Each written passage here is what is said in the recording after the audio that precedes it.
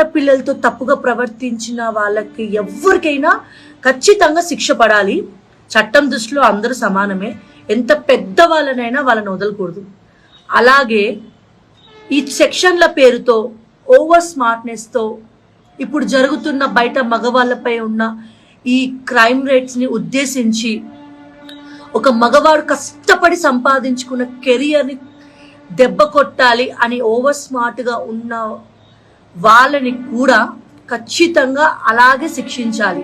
ఒక మనిషి గురించి ఒక ఆరోపణ వచ్చిన వెంటనే దాని వెనుక ఎంత నిజం ఉంది, అవాస్తవం ఉంది, రెండు వైపుల విన్నప్పుడే మనం జడ్జిమెంట్ చేయాలండి. అంతేగాని తన ఒక పొజిషన్లో ఉన్నాడు కదా అని చెప్పి తన పొజిషన్ని మన వ్యూస్ కోసము, మన ఇంటర్వ్యూస్ కోసం, అంటే తప్పు చేస్తే ఖచ్చితంగా ఎవరిని వదలకూడదు.